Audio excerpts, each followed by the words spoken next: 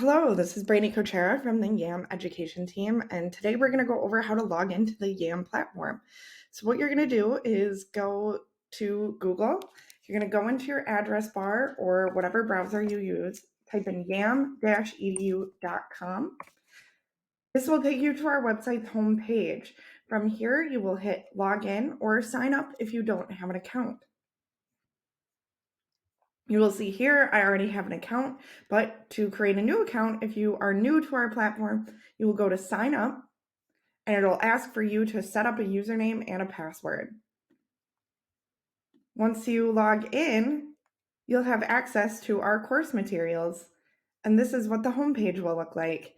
So from here, you can find all the course explorers that will be available to you, the test prep, the grammar, different levels of reading and writing, and this is how you find other trainings below and our degree programs.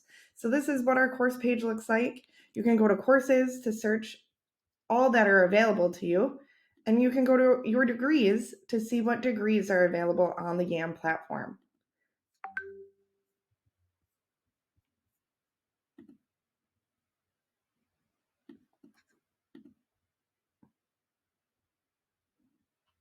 If you ever need to switch your account or log out or even change the language, you can do that at the top. So I can make all these French